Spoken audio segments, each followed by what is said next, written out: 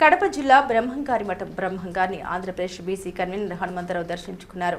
ఈ సందర్భంగా వారు మాట్లాడుతూ జగద్గురు శ్రీమద్ విరాట్ పోతులూరి వీర బ్రహ్మేంద్ర స్వామి వారి అవతార పురుషులని భూత భవిష్యత్ వర్తమాన కాల జ్ఞానాన్ని ప్రజలకు బోధించిన వారని అన్నారు. ఇటువంటి పుణ్యక్షేత్రాన్ని ప్రభుత్వం చొరవ తీసుకుని అభివృద్ధి చేయాలని వారు డిమాండ్ చేశారు. హనుమంతరావు పావులూరి అధ్యక్షులు ఆంధ్రప్రదేశ్ బీసీ ఎంప్లాయీస్ అసోసియేషన్ మరియు కన్వీనర్ జాతీయ బీసీ ఉద్యోగ సంక్షేమ సంఘం సీనియర్ నాయకులు ఆంధ్రప్రదేశ్ విశ్వబ్రాహ్మణ సంఘం 333వ ఆరాధన గురు పూజా మహోత్సవాల సందర్భంగా నిన్న బ్రహ్మంగారి మఠానికి రావడం జరిగింది. ఒక గొప్ప అనుభూతి. ఒక పుష్కర కాలంగా మఠానికి ఆ స్వామివారి జయజనయన సేవలో రావటము, ప్రత్యేకంగా ఎప్పుడు కూడా స్వామివారి సేవలో నిమగ్నమై ఉండము.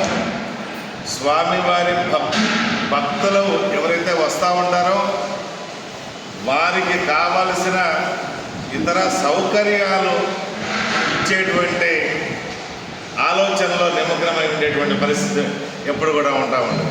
కానీ ఈ సంవత్సరం చాలా ప్రశాంతంగా ఉంది. నాకైతే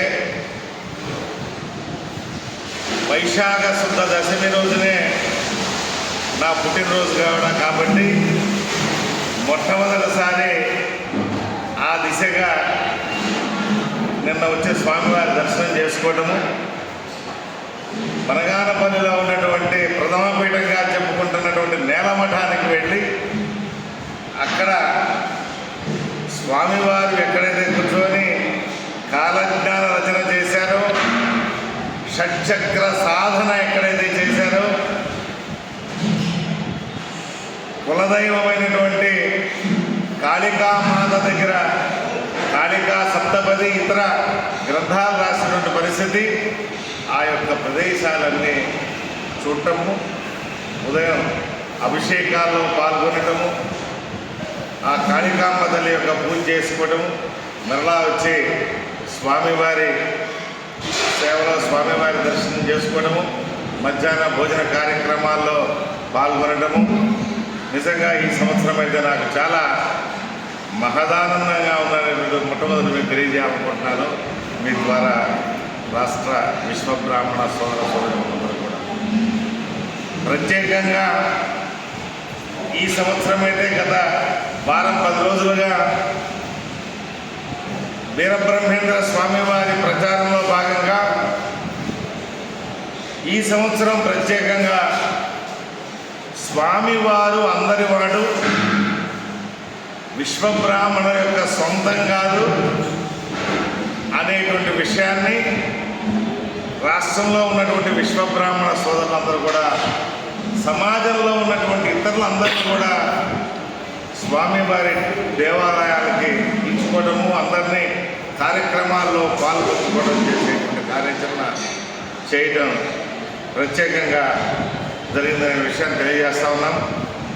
విరాట్ భవనంలో ప్రత్యేకంగా 3 రోజులుగా కూడా మన కోయిలకుంట్ల నుంచి అన్న వాళ్ళ టీం అంతా వచ్చి కూడా వచ్చిన భక్తాదులకి ఇక్కడ 3 పూట్ల కూడా ఉదయం కూడా అల్పాహారం భోజనము, రాత్రిపూట కూడా అల్పాహారం భోజనం ఏర్పాటు చేస్తూ ఉన్నారు. రేపు కూడా భక్తులు ఎక్కువ మంది వస్తారు కాబట్టి మనకి రథోత్సవం కూడా రేపు ఉంటుంది కాబట్టి దానికి తగ్గట్టుగానే రేపు కూడా వచ్చేటువంటి అందరూ కూడా ఇబ్బంది లేకుండా ఏర్పాట్లు అయితే చేస్తూ ఉన్నాం. విరాట్ భవనంలో ప్రత్యేకంగా ఇదే కాకుండా చంద్రమౌళి గారు ఎప్పుడు కూడా మజ్జిగ పాకెట్ల పంపిణీ కార్యక్రమం, మంచినీళ్ళ పంపిణీ కార్యక్రమం చేస్తూ ఉంటారు. అది కూడా ఈ సంవత్సరం కంటిన్యూ చేస్తూ ఉన్నారు. ఏదేమైనప్పటికీ కూడా ఒకంత ఈ డీజిల్ పెట్రోల్ ఇబ్బందులతోటి కాస్త భక్తుల యొక్క సందడి కాస్త తక్కువగా ఉందేమో అనిపిస్తూ ఉంది.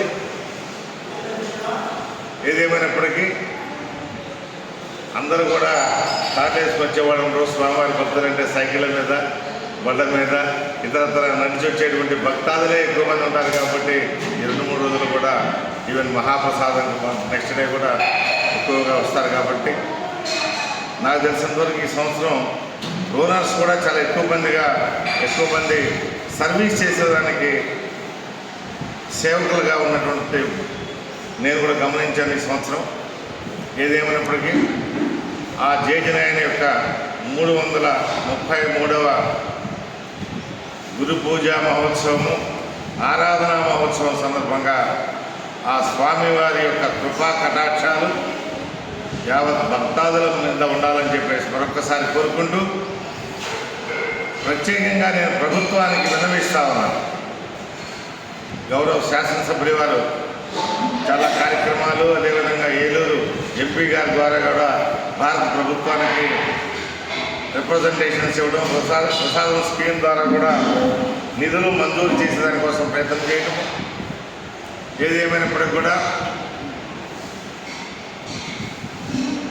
భూత భవిష్యత్ వర్తమాన కాలాలకు సంబంధించినటువంటి జరిగేవన్నీ కూడా చెప్పినటువంటి మహానుభావుడు, కాలజ్ఞాని శ్రీమద్ విరాట్ పోతులూరి వీరబ్రహ్మేంద్ర స్వామి వారి అనే విషయము ప్రతి ఒక్కరికి తెలియడమే కాకుండా, ఎలాంటి వింతలు జరిగినా కానీ ప్రపంచంలో ఆనాడే వీరబ్రహ్మేంద్ర స్వామివారు చెప్పారు అనేటువంటి విషయం కూడా అందరి నానుడి ఉన్నటువంటి విషయం మీ అందరికీ కూడా తెలిసిందే.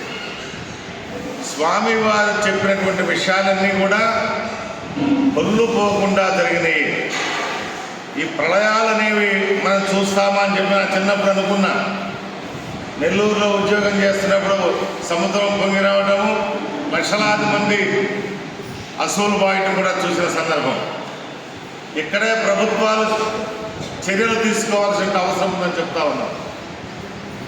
అన్నీ జరుగుతున్నప్పుడు కృష్ణవేణమ్మ పక్కనే ఉన్న ఇంద్రకిలాద్రి మీద ఉన్నటువంటి దుర్గమ్మ ముక్కుపుడకి నీళ్లు ఎందుకు చేరవు అనేటువంటిది ప్రభుత్వ పెద్దలందరూ కూడా ఆలోచించాలని కోరుతా ఉన్నాను. అంటే ఆ నాగార్జున సాగర్ కానివ్వండి, డ్యామ్ కానివ్వండి, అది మట్టి డ్యామ్, శ్రీశైలం డ్యామ్ కానివ్వండి, ఇతరత్ర డ్యాములను గట్టిగా కనుక చేయకపోతే ఖచ్చితంగా నీరు వెళ్ళి మొన్న భయం వేసేది బుడమేరు పొంగినప్పుడు. సో అలాంటివి ఉన్నప్పుడు ఆలోచిస్తూ ఉంటాం. అదే కాదు, స్వామివారి యొక్క బోధనలని సామాన్య ప్రజల వద్దకు తీసుకెళ్లాల్సిన బాధ్యత భక్తులతో పాటు ప్రభుత్వాల మీద ఉందనే విషయాన్ని ఈ సందర్భంగా తెలియజేస్తా ఉన్నాను. అమరావతిలో ఎన్నో కట్టడాలు వస్తూ ఉన్నాయి, అద్భుతమైన కట్టడాలు వస్తూ ఉన్నాయి. అమరజీవి ఈ మధ్యనే ఏర్పాటు చేశాం.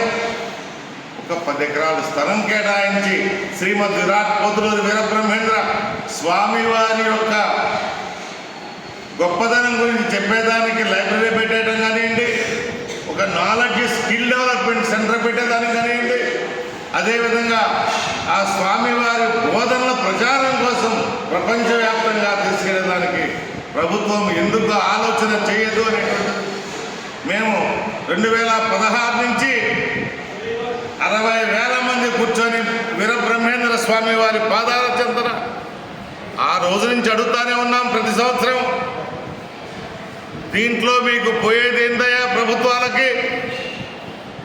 ఆ స్వామివారి బోధనల్ని ఎప్పుడైతే ప్రజల దగ్గర చేరుస్తారో అంతకంటే ప్రభుత్వాలు చేయాల్సిన ఏముంటాయని కూడా ఈ సందర్భంగా నేను తెలియజేస్తూ, గౌరవ ముఖ్యమంత్రి గారిని మరొక్కసారి ఈ రాష్ట్రంలో ఉన్నటువంటి యావత్ శ్రీమద్ విరాట్ పోతులూరి వీరబ్రహ్మేంద్ర స్వామి వారి భక్తుల తరఫున మరొకసారి విజ్ఞప్తి చేస్తా ఉన్నాను.